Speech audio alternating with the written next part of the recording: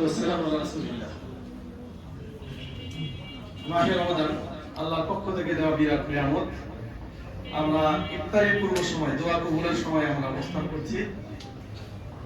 আল্লাহ সুবহানাহু ওয়া তাআলা আমাদের এখন যদি কেউ বলে দুনিয়ার কোনো শক্তি যে এখন 10 মিনিট সময় আছে, তোমরা ক্ষুধার্ত, তোমরা খেয়ে নাও, আপনারা কেউ খাবেন না? প্রধানমন্ত্রী যদি বলে না, জাতিসংঘের মহাসচিব না, খাবেন না। তার মানে হচ্ছে আল্লাহর হুকুম সূর্যাস্ত পর্যন্ত আমাদের অপেক্ষা করতে হবে, নির্ধারিত সময় পর্যন্ত। এর 1 সেকেন্ড আগেও দুনিয়ার কোন শক্তি যদি বলে আমি সেটা মেনে নিব না। এটার নামই হচ্ছে ইসলাম। আর এটা যদি আমাদের জীবনের সকল ক্ষেত্রে হয়, তাহলে এই পৃথিবীটা অনেক সুন্দর হতো, শান্তিময় হতো। আজ দুনিয়াতে যে অশান্তি, এই অশান্তির মূল কারণ হচ্ছে আমরা আল্লাহর হুকুম মেনে চলছি। যেখানে আল্লাহর হুকুম মেনে চলা হচ্ছে সেখানেই শান্তি, আর যেখানে আল্লাহর হুকুম মানা হচ্ছে না সেখানেই অশান্তি। আজকে বাংলাদেশ তথা সারা দুনিয়াতে যে অশান্তি, এই অশান্তির কারণ হচ্ছে আল্লাহ যে বিধান দিয়েছেন এবং সে বিধান বাস্তবায়ন করেছেন নবী মুহাম্মদ রাসূলুল্লাহ সাল্লাল্লাহু আলাইহি ওয়াসাল্লাম।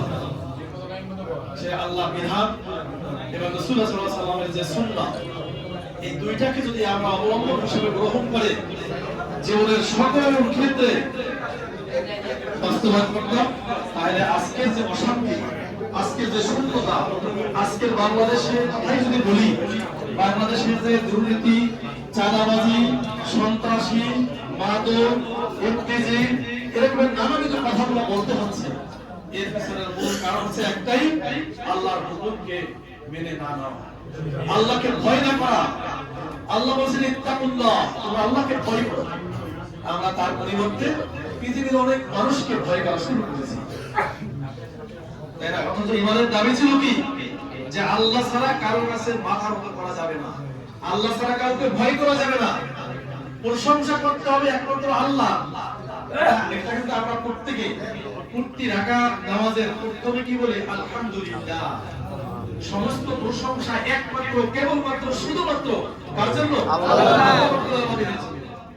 কিন্তু আমাদের সমাজের অবস্থা হচ্ছে এমন যে মানুষ, পৃথিবীতে অনেক মানুষ আছে যাদের প্রশংসা করতে করতে করতে এমন অবস্থা হয়ে দাঁড়ায় যে আল্লাহ প্রশংসা করার কোনো জায়গা নেই।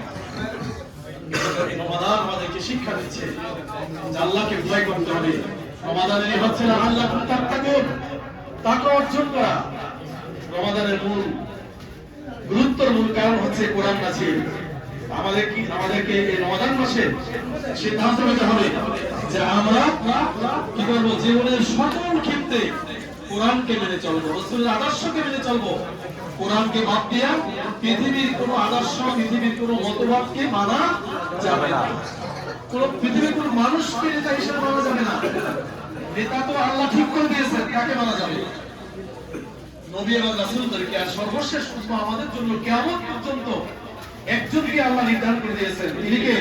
মুহাম্মদ রাসূলুল্লাহ সাল্লাল্লাহু আলাইহি ওয়াসাল্লাম। তাকে ছাড়া পৃথিবীর কোনো মানুষকে নেতা হিসেবে মানা যাবে না, আদর্শ হিসেবে মানা যাবে না। তার আদর্শ গ্রহণ করা সম্পূর্ণ ঈমানের খেলা।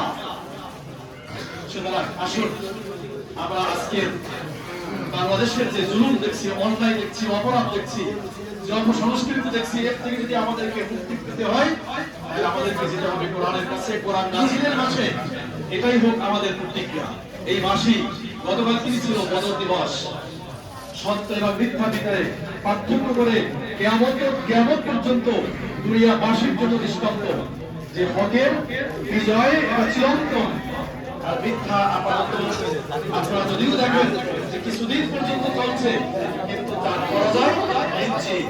যেভাবে বিগত ইতিহাস যদি আপনারা দেখেন যে বাতিল অলওয়েজ পরাজিত হয়েছে, বিগত ফ্যাসিস্ট সরকারকে আপনারা দেখেছেন যে তাদের পরাজয়টা কিভাবে হয়েছে।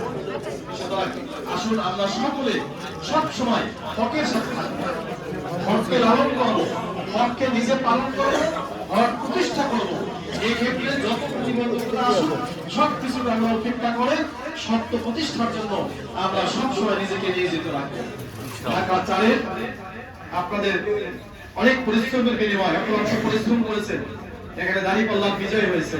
যেভাবে আপনারা পিছনে সহযোগিতা করেছেন, তদ্রুপ ভাবে আগামীতে এখানে যে শূন্যতা রয়েছে, এখানে যে সমস্যাগুলো রয়েছে, সেই সমস্যাগুলোর সমাধান এবং উন্নয়নের যে পরিকল্পনা রয়েছে সেগুলো বাস্তবায়ন করার জন্য আপনাদের সার্বিক সহযোগিতা, দোয়া, পরামর্শ কামনা করছি।